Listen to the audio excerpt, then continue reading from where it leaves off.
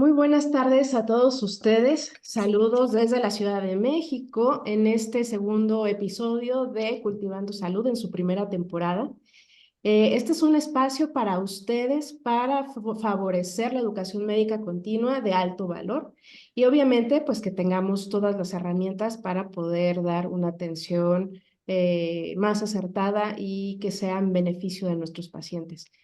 El día de hoy tenemos una sesión con el doctor Alfonso Romo Zúñiga, quien es médico, tiene la especialidad en anestesiología y también manejo de cuidados paliativos por parte de Elgia González y el 1 de octubre.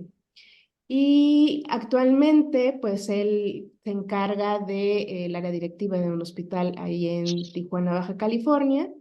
Y pues, doctor, es un gusto tenerlo el día de hoy con un tema realmente importante para la práctica, sobre todo porque hay un abuso de este tipo de medicamentos. Y luego el tema del retiro, ese es nuestro gran dolor de cabeza como médicos de primer nivel de atención. Entonces, le doy la bienvenida, doctor. Es toda suya la pantalla por si gusta compartir. Muchas gracias. Bien, compartiremos.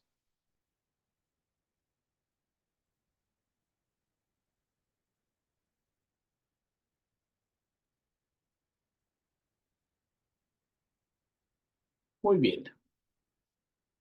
Pues agradeciendo la invitación, me complace estar aquí presente para tratar un tema. En realidad, el tema era hipnosedantes. Nos dirigimos a las benzodiazepinas en general por la importancia que ellas tienen en la prescripción común. Sabemos que pues por las condiciones de la sociedad, muchas gentes toman en este ámbito mundial y en el ámbito nacional algunos fármacos en forma cotidiana del tipo de las benzodiazepinas. Entonces, lo que están viendo ahí, interesante, o sea, es la amígdala, que es uno de los lugares importantes para la percepción de la angustia. Y pues recordarán que vamos a hablar de receptores, principalmente al hablar de benzodiazepina, de receptores GABA. Entonces, esta es una manera por resonancia magnética de protones de detectar ese sitio cuando se está activando. Sin embargo, el contexto general de esta plática y lo que me llevó a mí obviamente, a ponerla a consideración de ustedes, pues es básicamente que está publicado, esto es 2022, la publicación es española, que el consumo de hipnosedantes ha aumentado exponencialmente. O sea, nosotros podemos decir no mucho, pero acuérdense que aquí dice hasta 2018 y nuestra pandemia comenzó en el 19. Por lo tanto, la cantidad y el aumento que tenemos del 19 a la fecha, pues se ha incrementado y estadísticamente muchas gentes comenzaron a utilizar debido al miedo, debido a la angustia de la pandemia, este tipo de medicamentos. Y en la actualidad, pues estamos hablando de cifras como de estos márgenes, donde podemos ver en uno el aumento de la cifra de consumo en forma global y en el otro el tipo de fármaco que más se consume. Y una cosa interesante de esta diapositiva es que el clonazepam, ¿sabes? Es que el clonazepam ocupa el 53% de los fármacos más utilizados. Y más adelante vamos a discutir un poco sobre esto en el sentido de las características farmacológicas y farmacocinéticas de esta benzodiazepina. Bueno, para poder nosotros podemos decir que estado inducido por un fármaco en general en el cual el paciente presenta variación de su nivel de conciencia desde leve hasta muy alterada, lo llamaríamos como hipnosis. La ansiedad la definiríamos como el sentimiento desagradable de temor que percibe esa señal de alerta, de peligro amenazante y que nos desconcerta. Y el insomnio sería la dificultad de conciliar o permanecer dormido durante la noche ¿Ya tomaste? o despertarse. Estos serían definiciones, ya que las benzodiazepinas en general son las Pues, principales causas por las que se prescriben a nivel de la medicina familiar. Hay algunas otras, muchas otras indicaciones específicas, colon irritable, alteraciones de algún otro tipo, pero las principales serían estas para lo que nosotros usamos del día a día en la medicina como tal. Entonces, pues podríamos decir que la medición en general de cualquier cosa es importante. Entonces, esta diapositiva es para decir, lo que no mido es difícil poder decir, voy a tratar esto que no está medido, estoy a cierto nivel. Entonces, la medición nos proporciona información que cuantifica hasta dónde va el proceso. Y para eso, pues tenemos que generar evaluación y clasificación. En el caso de lo que nos compete, que es las benzodiazepinas, existen varias clasificaciones. En este caso es para sedación. Y en el caso de la sedación, la escala de Ramsay es la más conocida en el mundo. Sin embargo, se han hecho muchos intentos de determinar el grado de sedación de los pacientes. En este caso, puede haber métodos subjetivos, como todos los que están presentes, Ramsay, Miller, White, o métodos objetivos actualmente, como en el análisis biespectral del área prefrontal del cerebro, actualmente con algunos equipos más avanzados, pero sin embargo podemos más o menos ver los cambios electroencefalográficos y ver qué porcentaje de depresión tenemos. Unos ejemplos de escalas de sedación. En este caso hablaríamos de la escala de Ramsay y nos muestra estado del paciente como ansioso, agitado. 2, colaborador y tranquilo. 3, responde a estímulos verbales. Está en 4, quieto, con los ojos cerrados, pero despierta con un pequeño estímulo. 5, tiene respuesta lenta. Y 6, está totalmente dormido, tiene hipnosis, no sedación. Y así podemos ver, White más o menos maneja los mismos parámetros de despierto, alerta o no responde a un estímulo. Tenemos algunas otro tipo de escalas como la que estamos presentando aquí, que nos comenta algunos otros tipos más específicos de cómo valorar la sedación. Este especialmente era una escala hecha para niños y se hizo para niños en general para poderles dar ciertos hipnosedantes para que permitieran dejarse hacer los procedimientos. Continuando con esto, pues tenemos ya no es el más moderno, pero aquí hay una representación de un BIS y un analizador biespectral que mide la disminución porcentual de la frecuencia cerebral del área prefrontal. Acuérdense que el área prefrontal se puede valorar mejor la hipnosis y se pueden inclusive valorar la respuesta a algunos medicamentos. En este caso, los que pongo aquí enfrente, pues están relacionados más con la anestesia que con el consumo de algún otro producto hipnosedante. En el caso de la ansiedad, hay varias escalas. Yo puedo recomendar, en lo personal me gusta utilizar la escala de Hamilton. ¿Por qué? ¿Por qué lo hacemos así? Porque tiene dos áreas importantes. En una valora los síntomas somáticos, o sea, del cuestionamiento 7 a 13, nos involucra en los síntomas reales que puedes tener con el paciente, y en la otra pues nos da los síntomas no perceptibles o cualitativos de la ansiedad, o sea, estado de tensión, sensación de temor, el tener insomnio, el tener dificultad para la cognición o para entender cosas, o la depresión asociada a este estado de ansiedad. Igual para el sueño tenemos diferentes maneras de medirlo en los pacientes con insomnio.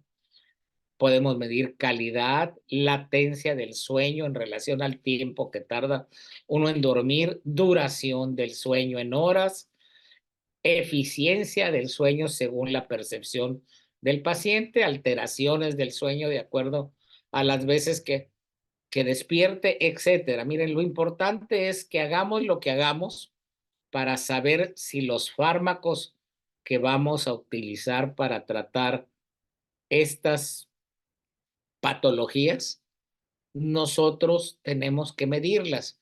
¿Por qué? Porque cuando damos a veces fármacos que dan rebote o que dan sobredosificación, entonces tenemos el problema de que no nos estamos dando cuenta en qué medida está sucediendo este efecto secundario. Bien, hipnosedación.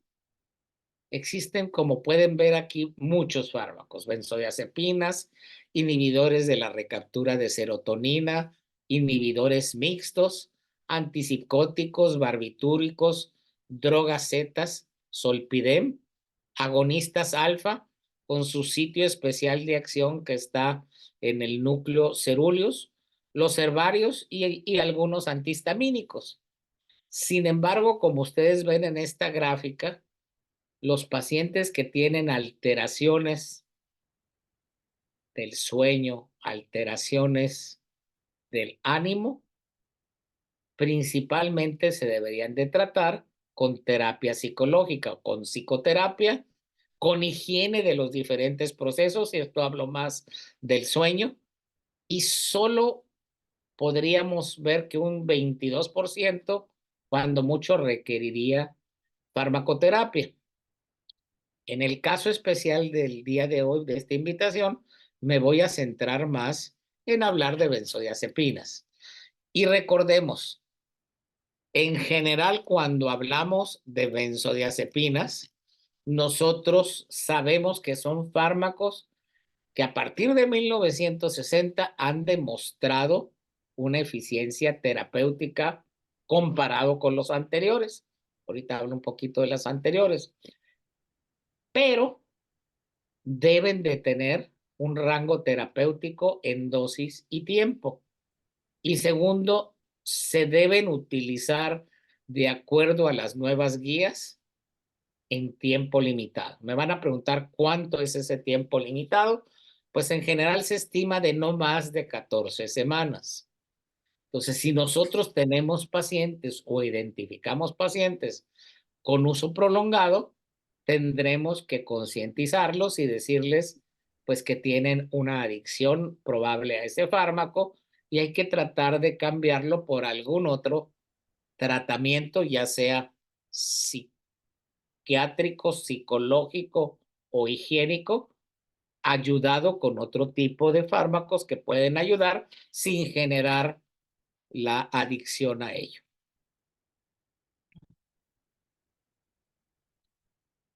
Bien, dos hitos en la historia son importantes. Fíjense que Leo Stenbach en 1957 descubre el clorodiazepóxico, primera benzodiazepina utilizada.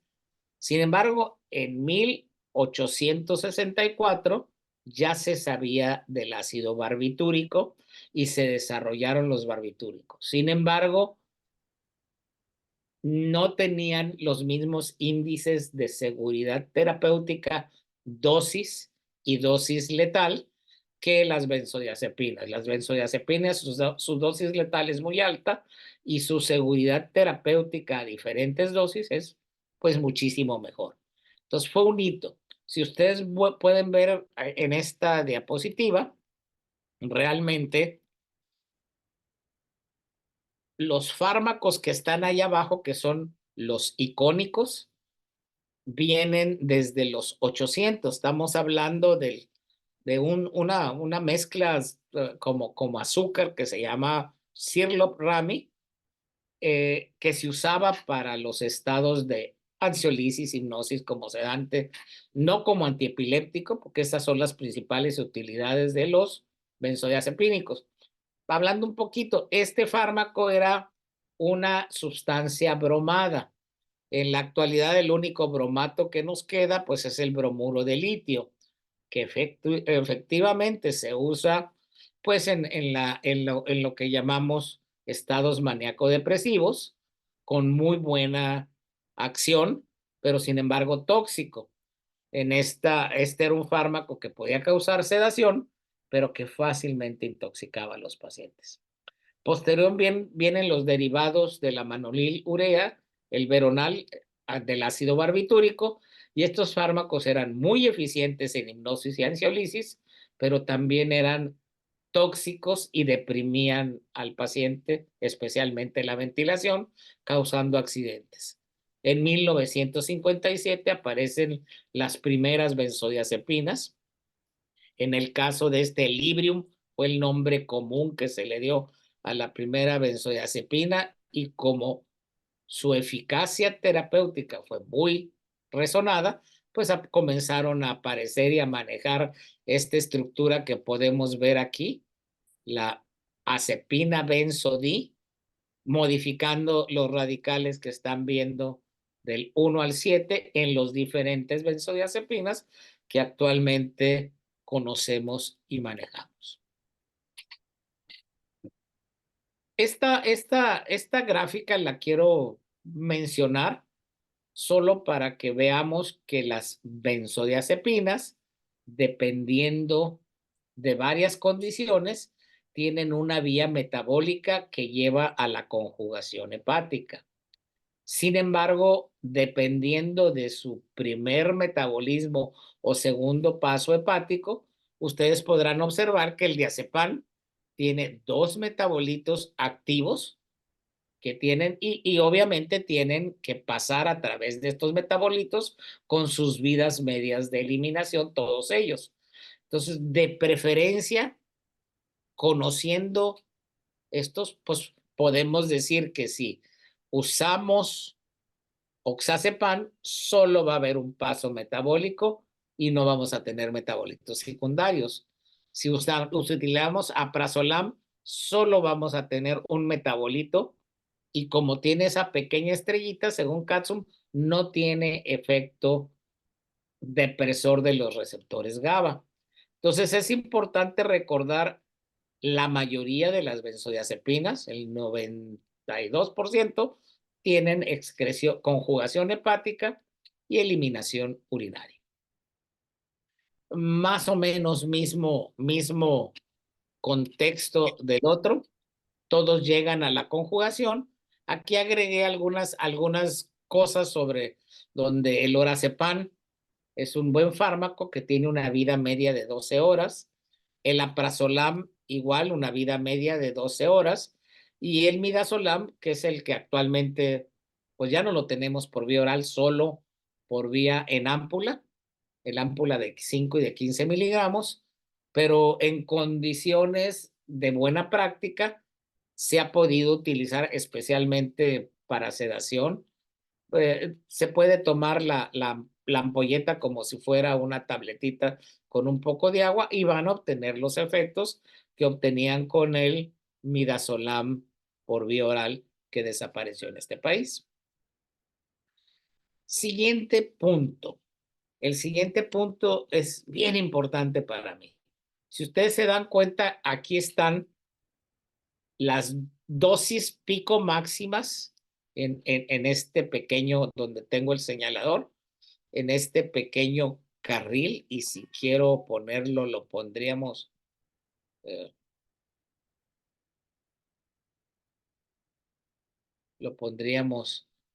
fíjense nomás,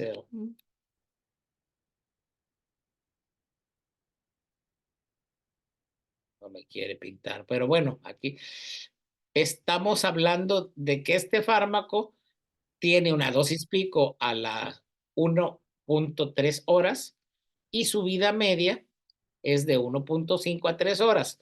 ¿Cuál fue el fármaco que les dije que más se consume en México y en el mundo? Pues llegamos al clonazepam. Y si vemos clonazepam, la T media de eliminación, o sea, cuando se depura apenas el 50% de la dosis que yo administré, me va a permanecer en promedio 30 horas. Si recordamos que para eliminar un fármaco del organismo necesitamos al menos 5 vidas medias, pues estaríamos hablando de 3 por 5, 150 horas. Y si antes de esas le damos una siguiente dosis, pues lo que vamos a causar es acumulación y obviamente el paciente va a ir generando tolerancia y necesitando mayor cantidad de dosis. Lo mismo sucede con diazepam, con una T media de eliminación de alrededor de 20 a 50 horas, 25 promedio. Entonces, de aquí es importante, de esta diapositiva, es importante recordar los mecanismos, todos son casi oxidación y conjugación. Los mecanismos metabólicos, unos usan las CYPs, los otros los conjugan después de utilizar las CYPs. Y en esta puedo presentar más o menos igual que lo anterior, puntualizando la velocidad principalmente, en este caso de aquí, la velocidad del inicio de acción del fármaco.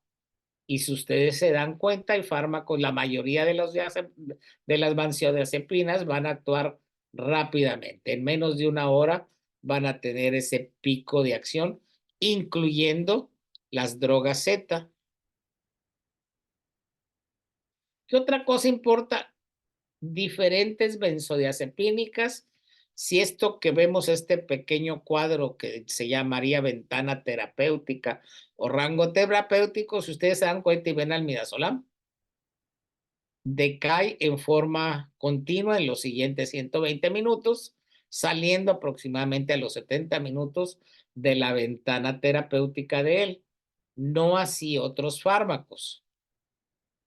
Ejemplo, aquí tenemos nosotros un misma situación, pero tenemos a clonazepam y aquí estamos hablando de horas. Y ustedes pueden ver que pasaron 12 horas, desciende la dosis pico inicial y permanece la carga plasmática por horas y horas. Y aquí estamos hablando de 12 horas.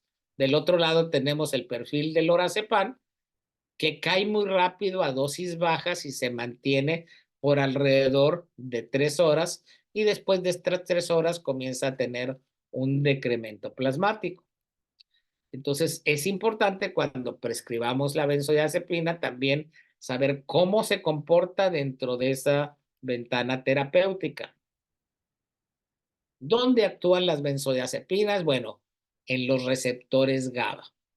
Los receptores GABA, recuerden que hay varios tipos de receptores GABA. Unos son metabolotrópicos y los otros son ionotrópicos. Los que son afines a las benzodiazepinas van a ser ionotrópicos. Y como tiene aquí, esquemáticamente muestran un sitio de acción. La realidad es que no es del todo, aquí ponen el sitio de acción de las benzodiazepinas, pues no es del todo cierto. En un momentito más lo reexplico. Los receptores GABA, aunque principalmente están en el cerebro, se encuentran casi en todo el organismo. Tanto tenemos 3 tipos de receptores GABA: GABA A, GABA B y GABA C. Los GABA C son metabolotrópicos y o sea, trabajan con la proteína G, cambiando el paso generalmente de calcio y potasio. En cambio, los GABA que nos interesan a nosotros son los que trabajan con canales de cloro. Y en esta diapositiva, un poco mejor, ustedes pueden observar que existen diferentes sitios, tanto en la parte externa de la membrana celular de la neurona como en la parte interna, donde las benzodiazepinas se pueden fijar y modulan la entrada de cloro de acuerdo a la cantidad de receptores que ocupan y el sitio. O sea, cada vez más, esta es una bibliografía bastante reciente, la de los canales cristalizados de ionotrópico. Estamos hablando de 2022, donde se marcaron y se encontraron los sitios y los aminoácidos específicos. En la parte de abajo tengo la referencia. Es importante que si les interesa la parte de biología celular de los fármacos, esta revisión debe de ser pues de interés para todos ustedes.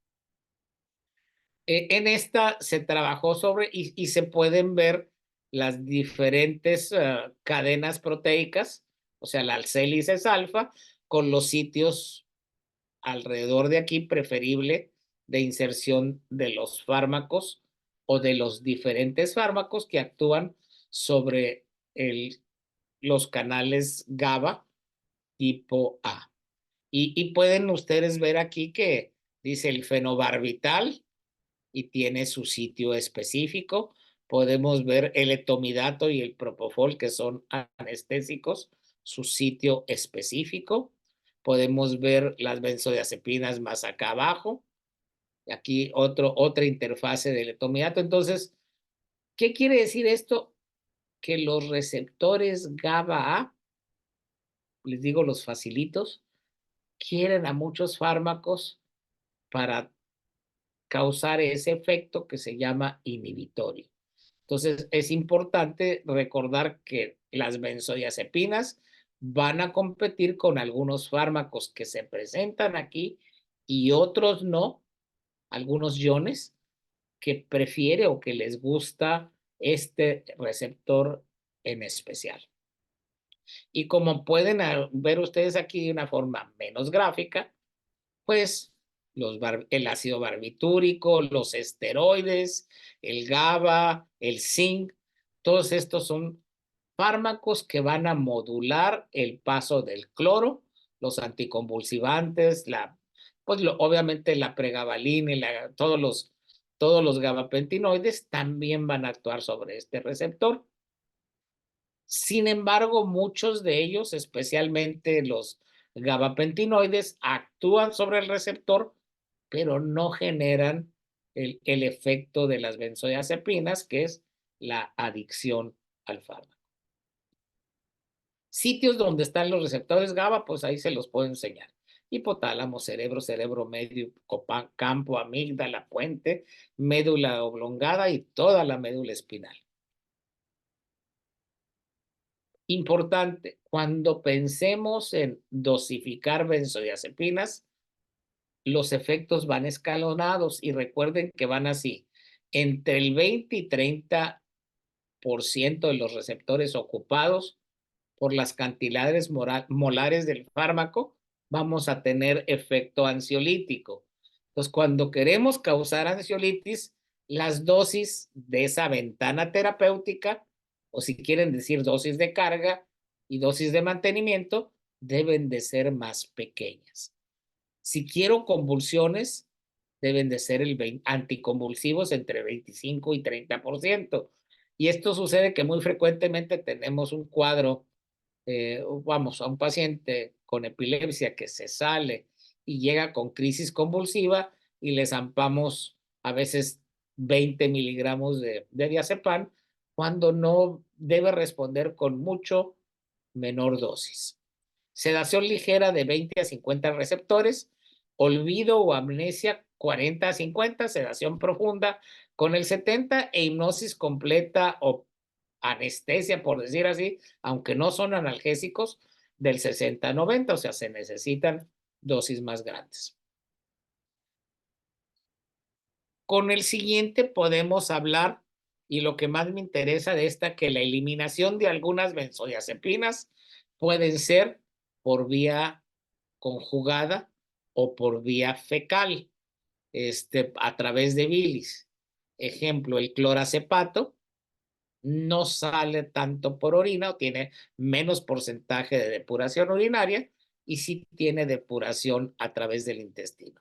Entonces, oxazepam y clorazepato, recuerden más el oxazepam, es más frecuente si se da en alguien o en alguna persona que tenga insuficiencia renal, va a ser mejor tolerado. Esta es una diapositiva de uno de mis ex maestros. Sigue siendo igual, la dejé porque a través de los años las benzodiazepinas se siguen usando para sedación, hipnosis, relajación muscular, anticonvulsivante, amnesia y ansiolisis. O sea, no ha cambiado la situación. Para poder hablar de estados, ahora sí, específicamente de los estados de ansiedad, como les expliqué, el tiempo promedio, y aquí pueden variar en las diferentes revisiones, pues puede ser entre 12 y 14 semanas como máximo, y después ir virando a los fármacos que ustedes pueden ver aquí a un lado. Inhibidores de la recaptura de serotonina, inhibidores de la recaptura de serotonina, adrenalina, pregabalina, gabapentinoides y pudiera decir que algún antipsicótico. Sin embargo, pues no me atrevería a recomendarlo siempre. Siempre hay que ver el rango terapéutico que vamos a dar. Muchas veces damos la benzodiazepina de inicio, 10 semanas tratamos de dar, vamos a poner pregabalina o gabapentina, y en lugar de comenzar con dosis pequeñas de pregabalina, con la misma dosis de benzodiazepina, le damos, vamos a decir, 300 miligramos de gabapentina y el paciente se desorienta. Sobre todo si es, pues si es ancianito o es mayor, entonces presentaría desorientación. Y esto hace que nosotros de alguna manera no queramos utilizar. O decimos, no lo voy a cambiar y como está bien con la benzodiazepina, lo voy a dejar como estaba. Entonces, fíjense que en esta diapositiva, y esta es una guía española de manejo de la ansiedad, después de medirla, igual tengo que saber hacia dónde va, si el paciente, cómo se comporta, y podríamos hablar que los pacientes con ansiedad pueden presentar estados diferentes. Vamos a decir, inquietud equivaldría a un nerviosismo manifestado entre manera psicomotora, temblor e inseguridad. Ansiedad propiamente, pero predominarían los componentes más que somáticos, los componentes de miedo, de sensación de pena, de malestar interior, y el estado de ansiedad con angustia antes del estado de pánico, pues comienzan a predominar los síntomas somáticos. Sin embargo, dentro de estos también tenemos que delimitar cualquiera de estos estados: ansiedad generalizada, el trastorno de angustia, acompañado generalmente de síntomas somáticos, las fobias y los trastornos de estrés postraumático. Podríamos decir que con la epidemia del COVID, nosotros estaríamos de este tipo de trastornos. Pero sin embargo, si ustedes ven el diagrama que está aquí a un lado, los ensayos muestran que al dar una benzodiazepina, tenemos que pensar en una secuencia, y aquí aparecen 5 de los fármacos más usados, que es los gabapentinoides, la mirtazapina y básicamente algunos otros fármacos que podemos combinar o utilizar para quitar ese estado de ansiedad sin tener que continuar con las benzodiazepinas.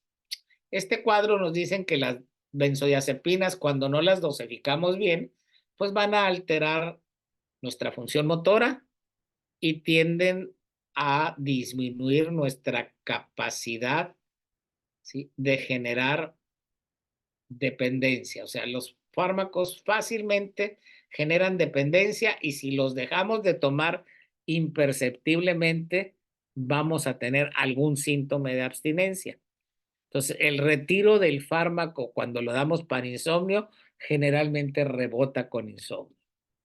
No voy a desglosar toda la diapositiva que habla de los efectos benéficos de las benzodiazepinas contra las desventajas, pero pues creo que a la presentadora, a la que me invitó, le puedo dejar el material y si ustedes lo quieren seguir consultando, con todo gusto lo pueden hacer.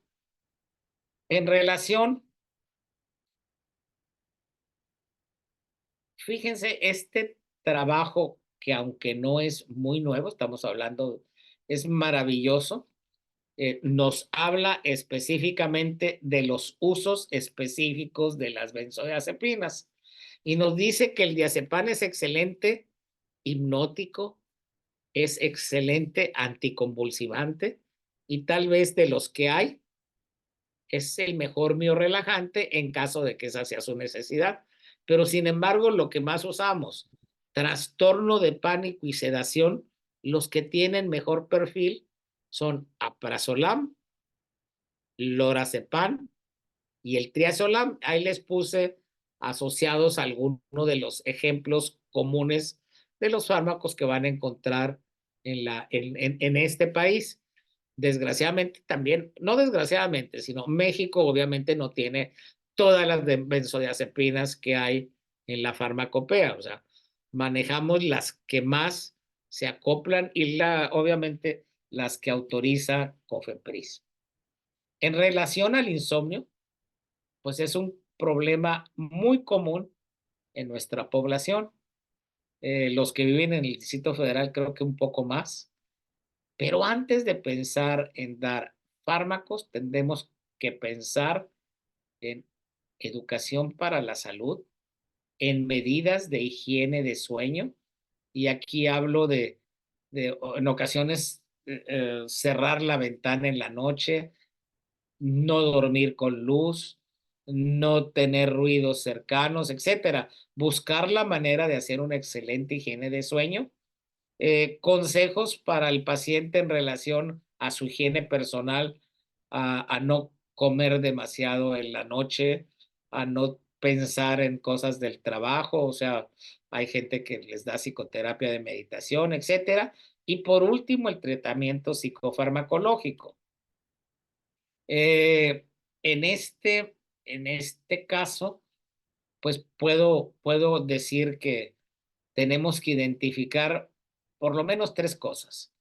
Si tenemos retardo en iniciar el sueño, si nos despertamos entre medio del sueño, o si tenemos despertares tardíos o nos despertamos más temprano de lo que pensábamos.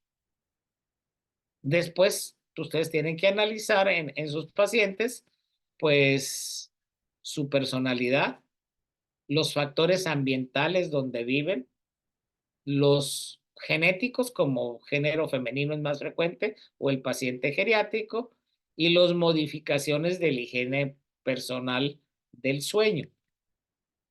Igual, si ustedes pueden observar este diagrama, pues primero vamos a tratar y decimos que sí, alteraciones significativas del sueño, sí, qué patrón de sueño tenemos, podemos dar psicoeducación, toma alguna sustancia que afecte el sueño, ¿sí? A veces tomamos beta-2 agonistas, tomamos beta bloqueadores, qué sé yo.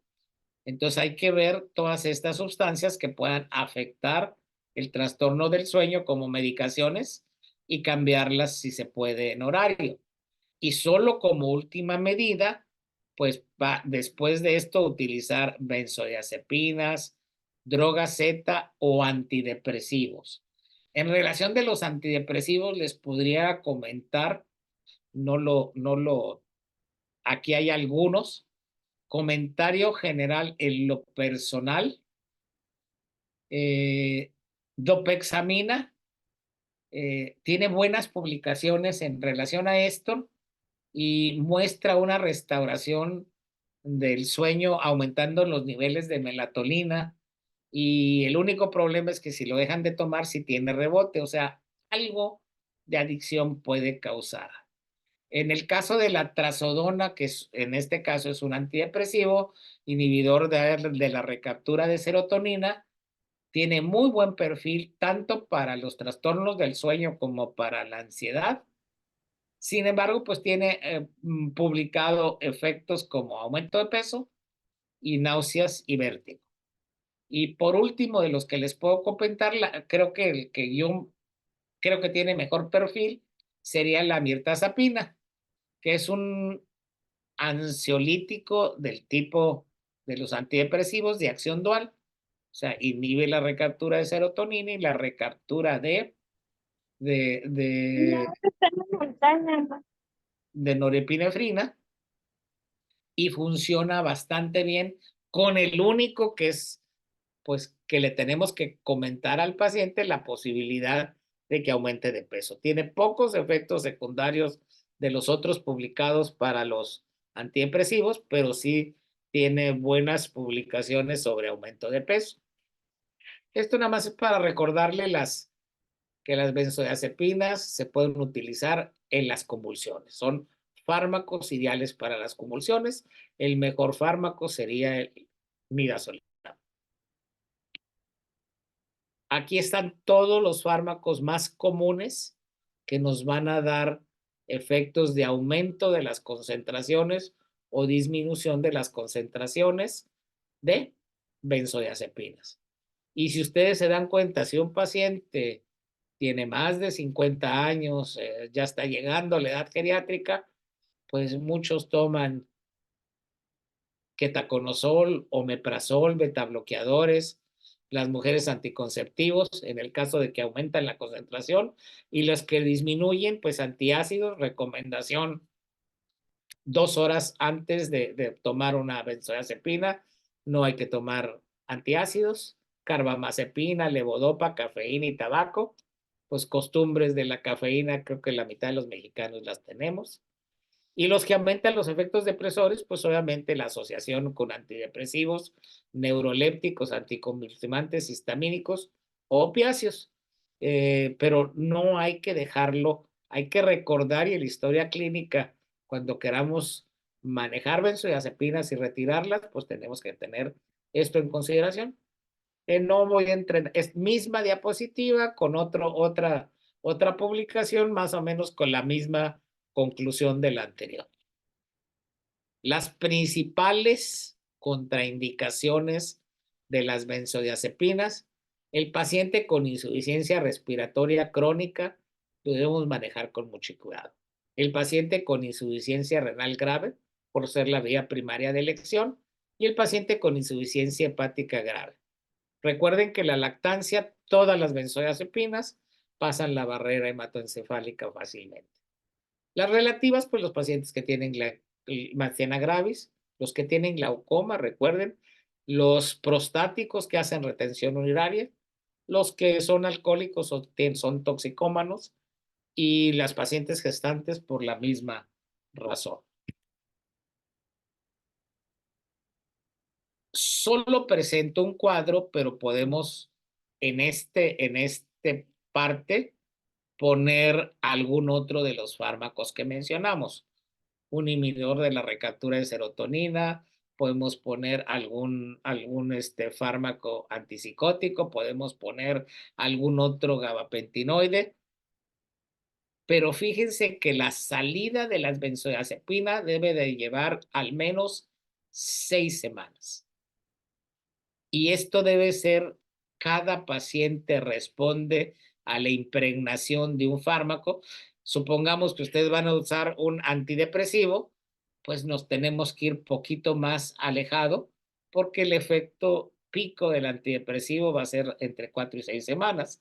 Entonces esta gráfica tendría que ir de manera diferente, y la tasa de reducción de la benzodiazepina alrededor de la quinta, sexta semana, buscando datos de abstinencia. Y los datos de abstinencia pueden ser sutiles. Fíjense, Cuando yo tengo sobredosis, y aquí pues voy a presentar depresión del sistema nervioso, coma, estupor, nistagmus, apnea, alucinaciones, bradipnea e hipotermia. ¿Ok? Pero ya que estas son las principales áreas de cerebro medio donde vamos a tener las acciones de las benzodiazepinas, ¿qué hacen las benzodiazepinas para generar esa adicción? Pues si ustedes recuerdan, las benzodiazepinas como tales,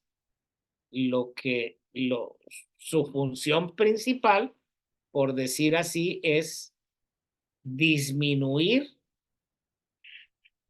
la respuesta del sistema nervioso central. Pero junto con estas, los receptores, las neuronas GABAérgicas van a tener correlación dendrítica con las neuronas dopaminérgicas. Entonces, cuando un receptor GABA se inhibe, favorece que haya estímulo recompensa secretando dopamina. Cuando nosotros tenemos al receptor GABA íntegro o funcional como aquí, ese receptor inhibe o nos deja con una producción de dopamina habitual, dosis respuesta. Cuando damos benzodiazepinas, deprimimos algunos medios, pero por otro lado liberamos más dopamina, causando de alguna manera una recompensa cerebral. Y ustedes saben que la dopamina es la hormona, la neurohormona de la satisfacción. Hablando de la sobredosis, que esto es algo importante. Ahorita en el país, no, yo no sé de otro, no sé si ustedes, pero el único producto que tiene flumazenil se llama Antadone y lo está haciendo Pisa Pharma. Los otros productos importados que tenían flumazenil ya no los encontramos ni aquí en la frontera, solo cruzando Estados Unidos. Entonces, ¿qué me interesa de este producto? Bueno, se considera un revertidor de la acción de las benzodiazepinas. Cosa importante, lo que ustedes ven aquí abajo. Tiene una latencia de solo 1 a 2 minutos. Tiene un efecto máximo de 2 a 10 minutos y su duración no es más de 90. Si ustedes tienen una dosis tóxica o una sobredosis que ha causado depresión del paciente con clonazepam, no solo la dosis inicial, le tienen que poner generalmente una infusión, y aquí abajo lo puse, entre 30 y 60 microgramos minuto, 0.5 a 1 microgramos kilo minuto, por el tiempo al menos de una vida media del fármaco. Entonces, si ponemos una dosis, lo revertimos, el paciente despierta y a las 3 horas el paciente está otra vez con los efectos de las benzodiazepinas. Entonces, en relación a cómo tratar la sobredosis, esto es importante.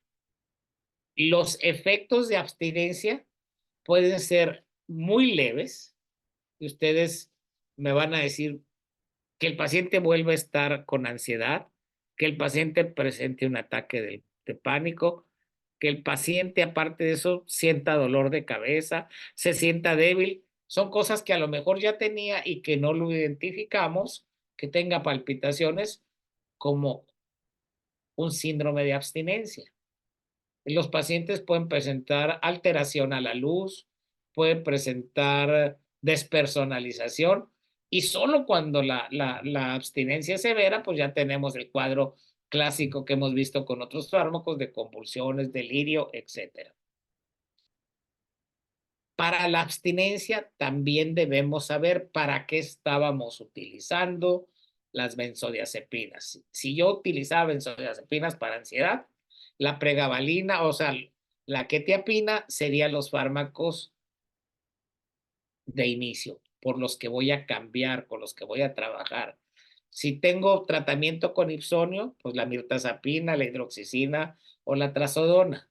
Si el paciente tiene Cabin por alcohol, pues el topiramato, la naltrexona o el nalmefeno. Si el paciente lo estábamos tratando por ansiedad, puedo reconvertirlo a manejo con inhibidores de la recaptura. Y por último, si el paciente de alguna manera solo tiene hiperactividad vegetativa, puedo utilizar un beta bloqueador, que generalmente reduce la sensación. Por último, ya casi para acabar, ¿hay algunas alternativas nuevas? Sí. Remidazolam es un nuevo éster de benzodiazepina susceptible a hidrólisis, o sea, no tiene la misma vía metabólica, es ultra rápido y me puede servir. Adinazolam, pues es uno de los metabolitos de vida media inferior a 3 horas que se puede utilizar. Son las dos en benzodiazepinas. Sin embargo, en este mundo tenemos que buscar alternativas farmacológicas diferentes. Entonces, nosotros en este caso, un nuevo horizonte son los fármacos proteínicos que puedan tener, en este caso se llaman translocador de la proteína de 18 kilodaltons. Es un nuevo grupo de fármacos que actúan sobre el receptor GABAérgico sin causar adicción y sin causar más que la modificación del cloro, y se ha comenzado a utilizar en trastornos de isquemia de reperfusión, en lesión cerebral posterior, en enfermedades neurodegenerativas y en sedación.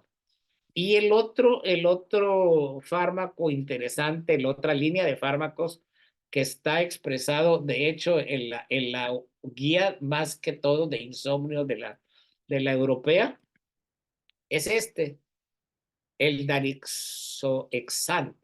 Es un antagonista de los receptores de orexina. Me preguntarán qué es eso de los receptores de orexina. Bueno, pues son receptores no benzodiazepínicos, ¿sí? Fueron descubiertos no tan en 1998 y se encuentran generalmente en las neuronas de la cara lateral de la región prefrontal, y básicamente son los que nos generan el estado cíclico de vigilia. Por lo tanto, no generan sueño, sino facilitan que nosotros no tengamos vigilia.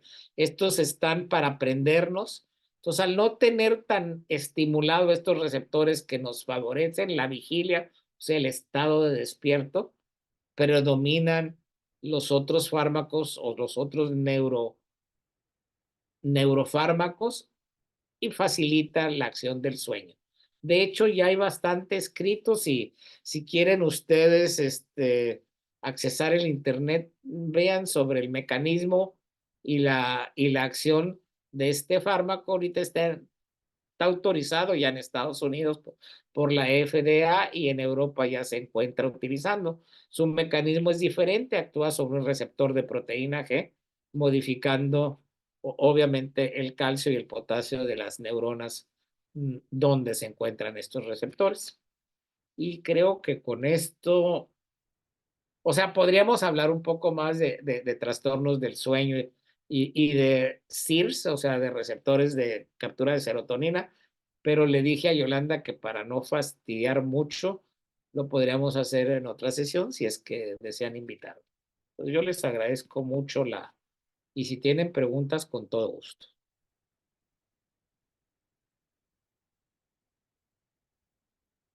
Voy a dejar de compartir.